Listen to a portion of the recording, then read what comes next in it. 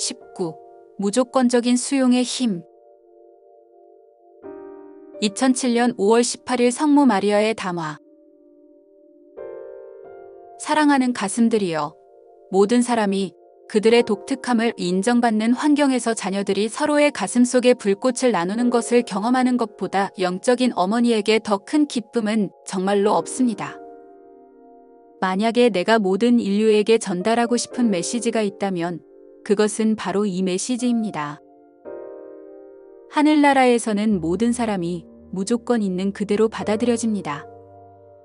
하늘나라에서는 오직 여러분의 고유한 신적 개성, 여러분이 창조된 개성, 그리고 여러분 스스로 가슴속에 그리스도 불꽃과 하나 되어 공동 창조해온 개성만을 봅니다.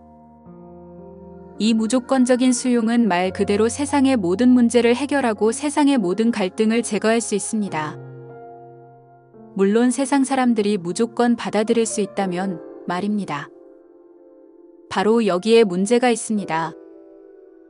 너무 많은 세상 사람들이 항상 조건이 있어야만 한다고 생각하도록 조건화되어 왔기 때문입니다.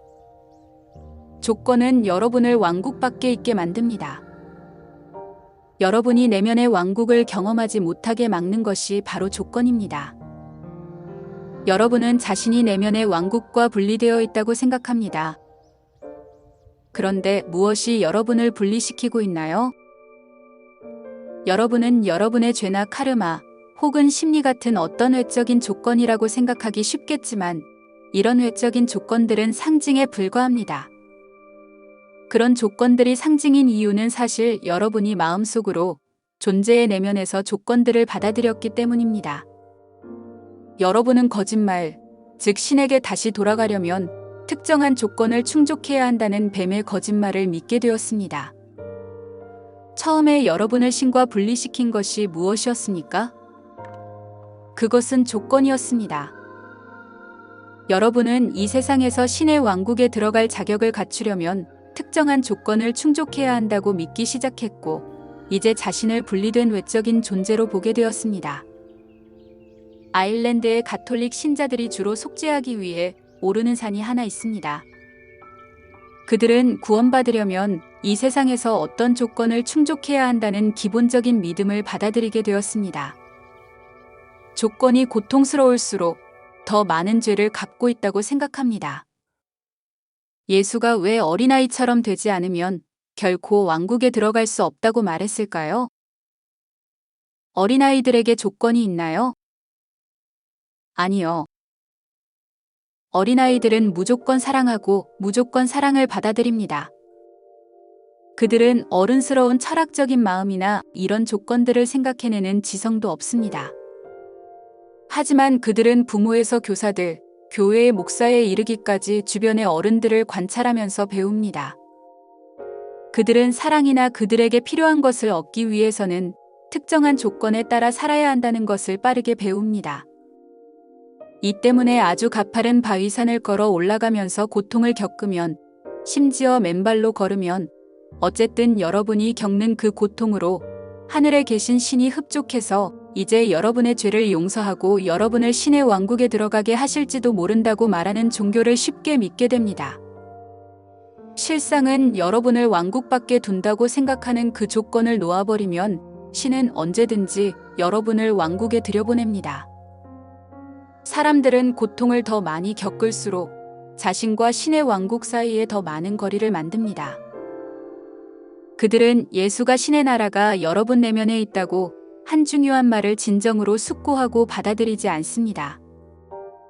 예수가 말하지 않았습니까? 신의 나라는 규칙을 준수하는 데서 오는 것이 아닙니다.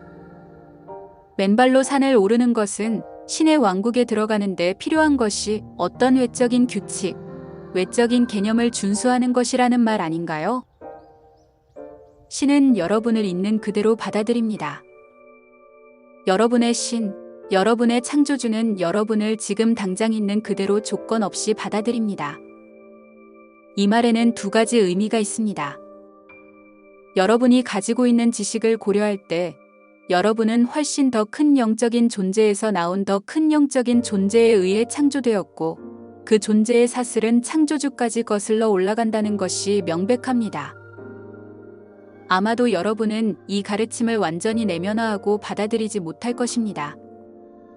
적어도 지적으로는 이해할 수 있으므로 여러분이 창조주 자신의 존재로부터 창조되었을 때 창조주 신은 확실히 자기 자신을 받아들였다는 것은 이해할 수 있습니다. 창조주 신은 분명히 여러분에게 나눠준 자신의 존재의 그 부분을 받아들입니다. 여러분은 신이 진정으로 창조주의 한 개별화인 여러분 존재의 그 부분을 무조건 받아들일 수 있다는 것을 이해하고 수용해야만 합니다. 나는 여러분에게 한층 더 깊은 가르침을 주려고 합니다. 내가 알기로 그 가르침은 여러분이 마음과 가슴을 확장해서 감정을 주시하고 내면의 반응을 지켜볼 것을 요구합니다. 내가 이런 말을 할 때 여러분의 반응, 여러분의 생각, 여러분의 감정, 즉 떠오르는 조건들을 지켜봐 주시기를 부탁드립니다. 여러분 중 많은 사람이 오늘날 자신을 살펴보고 이렇게 말할 것입니다. 나는 신이 나의 신의 불꽃, 나의 I am 현존, 나의 신성한 개성을 받아들인다는 것은 이해할 수 있다. 하지만 내가 저급한 의식 상태로 떨어진 건 확실하다. 나는 에고를 창조했다. 조건을 받아들였다. 심리적인 문제도 있을 것입니다. 살면서 특정한 일도 저질렀을 것이다. 신이 이것을 어떻게 받아들일 수 있을까? 신은 내가 이 세상에서 창조한 외적인 인격과 외적인 정체감을 어떻게 받아들일 수 있을까? 현실은 신은 여러분을 지금 이 순간 있는 그대로 받아들입니다. 신은 여러분을 무조건 받아들입니다. 여러분의 반응을 지켜보세요. 여러분의 에고가 이 말에 어떻게 고군분투하며 그럴 수 없다고 이유를 대는지 지켜보세요. 신이 나를 지금 있는 그대로 받아들인다면 내가 왜 굳이 이런 힘든 속죄와 용서의 길을 가야 하고 외부 구원자에게 구원을 받아야 하지? 진실은 여러분이 가야 하는 길은 여러분이 받아들인 조건을 통해 창조한 길입니다. 어떤 종류의 얼마나 많은 조건을 창조했느냐에 따라 여러분 각자가 따라가야 할 길이 있습니다. 여기에 너무나 많은 사람이 거의 이해하지 못하는 근본적인 열쇠가 있습니다. 자유를 얻기 위해 여러분이 따라가야 하는 여정은 여러분이 받아들인 외적인 조건을 충족시키는 과정이 아닙니다. 여정은 그 조건들을 놓아버리는 과정입니다. 여러분은 그 조건들이 비실제이며 환영임을 봐야 합니다. 그것은 뱀 같은 마음이 만든 타락한 의식 상태와 분리와 이원성 의식이 만든 이원성 환영입니다. 여러분 중 많은 사람이 이미 이것을 깨달았습니다. 여러분은 살면서 탐색 기간이나 암울하거나 외적인 어려움을 겪어야 했던 시기를 경험했습니다. 결국 항복하고 내려놓으며 이렇게 말하기에 이르렀습니다. 나는 더 이상 이런 믿음이 필요 없다. 이런 대리 속죄는 필요 없다. 나는 죄인처럼 느낄 필요가 없다. 이것이 바로 구원받으려면 어떤 외적인 조건을 충족해야만 한다는 사고방식의 본질적인 특성입니다. 여러분은 평생을 훌륭한 가톨릭 신자가 되기 위해 혹은 훌륭한 무슬림이나 훌륭한 힌두교도 뉴에이지 사람이 되기 위해 분투합니다.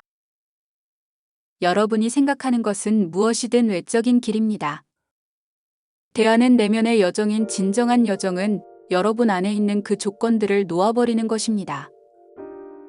외적인 조건을 충족시키려고 하면 내면의 왕국에서 여러분의 주의력을 빼앗길 뿐이며 어떤 외부의 왕국에 들어가야 하고 외적인 구원이나 외적인 교회가 필요하다고 생각하거나 어떤 외적인 조건을 충족해야 한다고 생각하게 됩니다. 무슨 수를 써서라도 조건을 놓아버리세요. 때로는 내면에서 모두 찾을 수 있으므로 산에 올라갈 필요가 없다는 것을 깨닫기 위해서라도 실제로 물리적인 산에 올라갈 필요가 있습니다. 그런 깨달음을 얻기 위해 산에 올라가는 것은 아무 문제가 없습니다. 하지만 반만 올라가거나 아예 올라가지 않아도 아무 문제가 없습니다. 외적인 조건을 내려놓기 위해 외적으로 해야 하는 일은 무엇이든 충분히 받아들일 수 있습니다.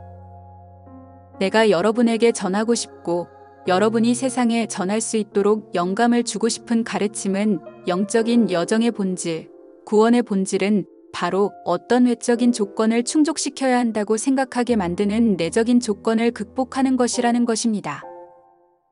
그것을 깨달을 때, 그것을 완전히 깨달을 때 여러분은 외적인 조건들을 놓아버릴 수 있습니다. 성령으로 다시 태어날 수 있습니다.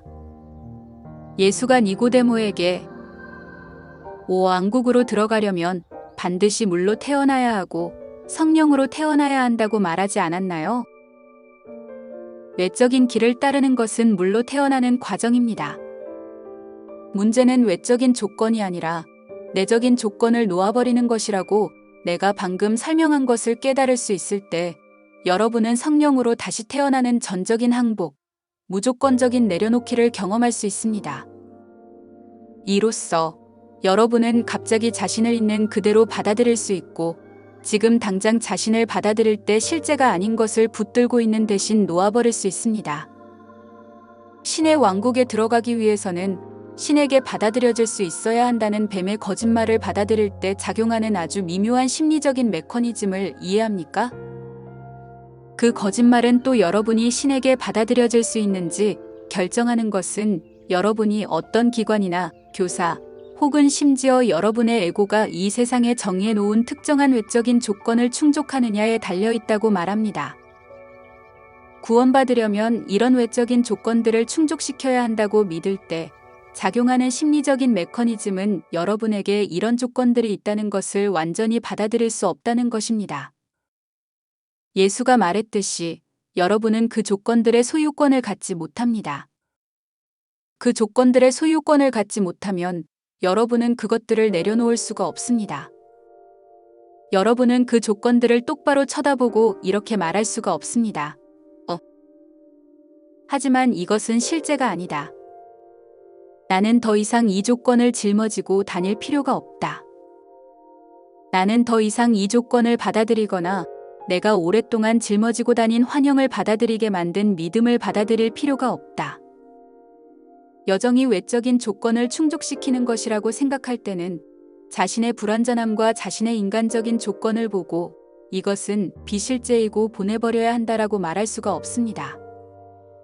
대신 여러분은 수많은 세상 사람들이 하는 일을 합니다. 그들은 그들의 눈 속에 있는 들보를 무시합니다. 그들의 주의력을 모두 다른 사람의 눈에 있는 가시에 집중하거나 외적인 길에 집중합니다. 그들은 내가 성모 마리아께 그렇게 많이 기도하고 그렇게 많은 초를 밝히거나 맨발로 산에 오르면서 이런저런 고통을 겪는다면 마음속으로 나를 내면의 왕국 밖에 있게 하는 조건들을 놓아버리지 않더라도 신은 나를 받아들이셔야 합니다라고 말합니다.